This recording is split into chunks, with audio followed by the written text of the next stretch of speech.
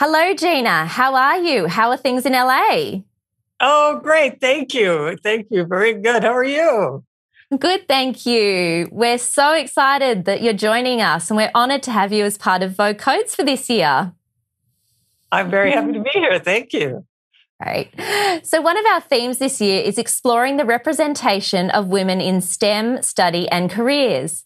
And I'm looking forward to hearing about the incredible work of the Geena Davis Institute on Gender in Media in researching and affecting change in this field.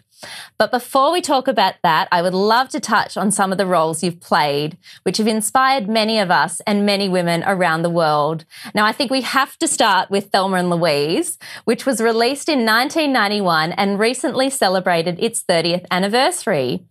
You've said that that film changed your life. Did you realise as you read the script that Thelma was a life-changing role for you? No, I didn't. I knew it was the best part I'd ever read. I certainly knew that, and it was the best script that I had ever read. I knew that I desperately wanted to be in it. I didn't care which character. I just wanted to be in that movie, and it took me a year to get cast in it. But I just thought it was a very well-written script. It had two very well drawn female characters, but it didn't stand out to me as something that would changed my life utterly, which it did, and the reason was the reaction that people had to the movie. You know that women in particular had, and it made me realize how few opportunities we give women to feel inspired by the female characters that they're watching, and to come out of a movie feeling empowered. And men have that experience with almost every movie they watch. So that led me on a path to really care about how women are depicted on screen in TV and in movies. And it's informed my life ever since then. Yeah, that's so amazing. And that sort of leads into my next question. So how did it change the way you chose or accepted roles after that? It made me think that I wanted to deliberately look for roles where the women were in charge of their own fate, which I think was the main attraction of what spoke to people about Thelma and Louise. That even though they killed themselves, they I gave the ending away. I'm sure everyone's seen it by now. Yeah, they retained control of their own fate. So that was a change for me. Not just to look to parts that I thought would be interesting to play, but think about what are the women in the audience going to think about it. And that was the big change for me. So not long after that, A League of Their Own came out.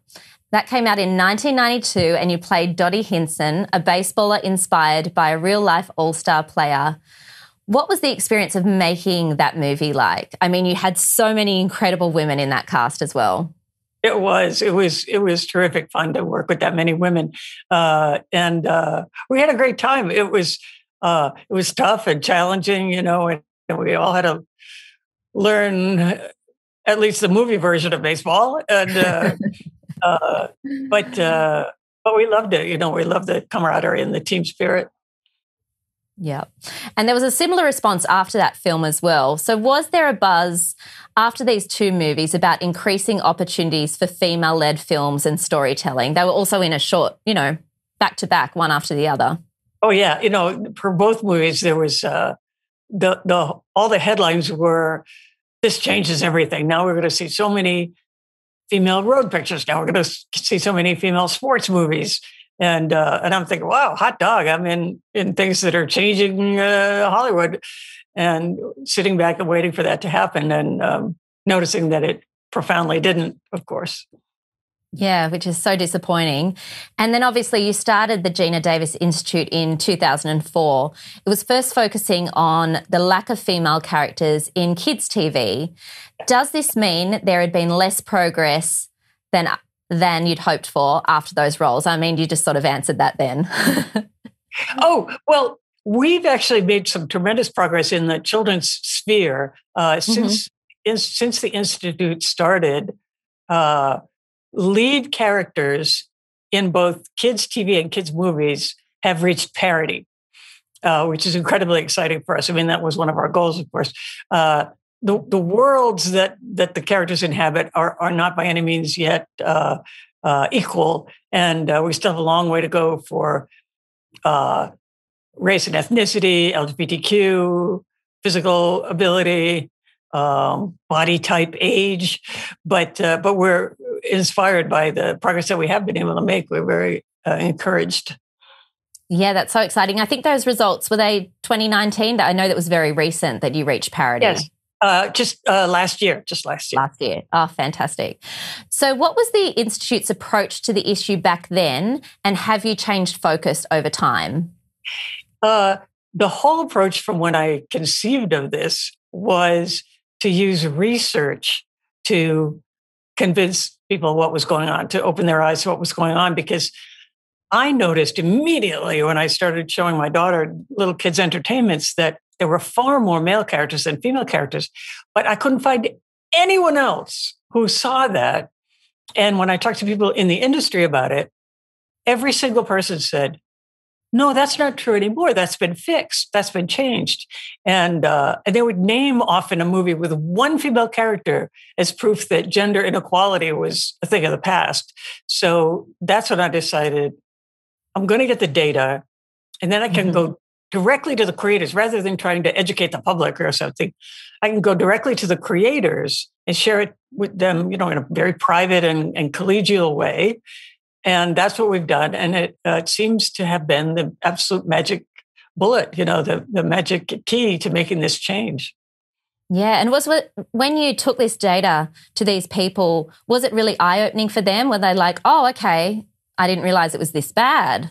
Oh, yeah. They were shocked. Every meeting we had, they were horrified, because people that make kids entertainment are usually doing it because they love kids and they want to do right by kids. And they were all like, why have we never thought about this before? Why didn't we ever realize this before? And so a lot of our work, started to change things instantly. When people realized that, because nobody wanted to shortchange girls, it was it's all unconscious. Yeah. Now, I wanted to ask particularly about the research the Institute has done on the portrayal of women in STEM roles, because I know there was that research that came out a few years ago called the Scully effect, which I loved. So what can you share about the effect of seeing those roles portrayed by women, particularly in STEM? Yeah. Oh, it's been amazing. So our motto is, if she can see it, she can be it.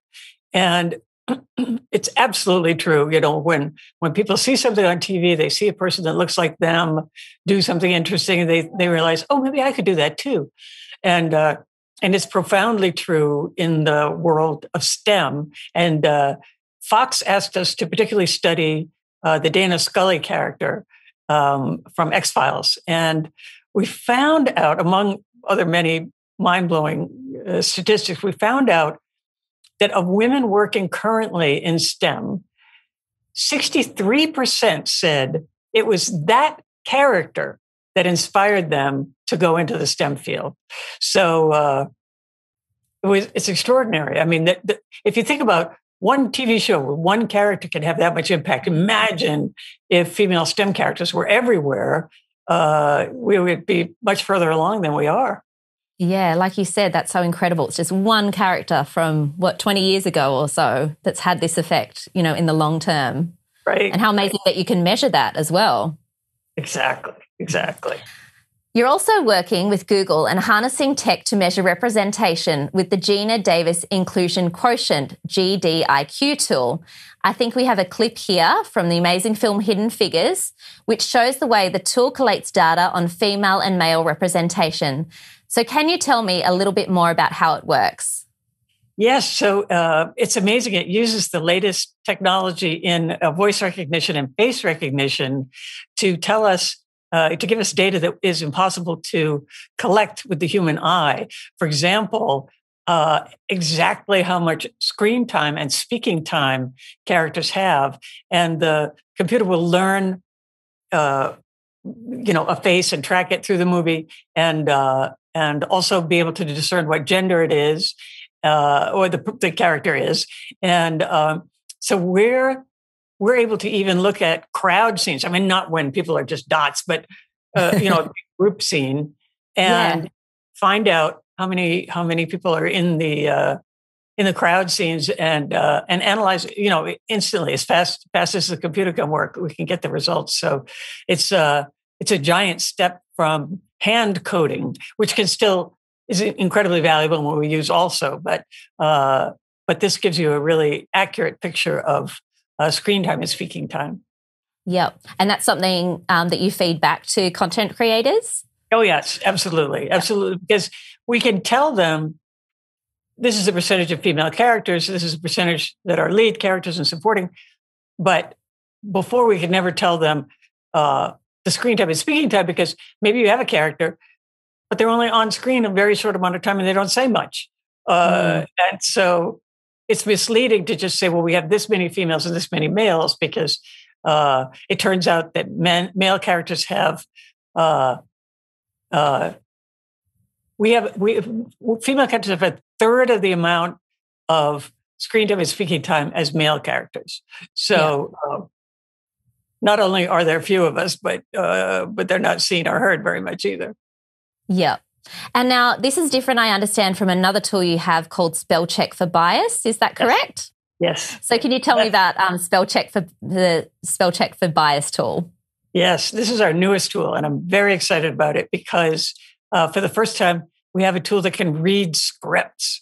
So before people make anything, before they cast it, maybe before they even greenlight the picture, they can have it analyzed very thoroughly with this tool, just by putting the script into the program and figuring it out. So it can tell you about the male and female characters and what percentage of the story they take up. It can also look for gender-laden words or racially inappropriate words. It can tell you the hierarchy of the characters, who's above the others, and there's a million things it can do. And so we can tailor this to studios and say, what do you want to know? Are there 10 things you want us to tell you about your script? And so I think this is going to start a whole new chapter in Hollywood, really, when everybody has access to this tool. I think it's going to change everything. What an amazing resource that you've built. And you can even just imagine how much change that will enact as well. Right. Do you think resistance to female characters has been a conscious choice based on perceived box office or commercial concerns, or do you think it's down to unconscious bias? I think there's some of both. I think what I've learned over this period is that a tremendous amount of on-screen bias is unconscious. A tremendous amount of it. I think Hollywood used to run, however, on the idea that the lead character had to be male, because women will watch anything, but men don't want to watch women. It turns out to be profoundly not true. And thankfully, in the past, 5 or 6 years, we've proven that to be the case. For a couple of years recently, movies starring a female character made far more money than movies starring a male character.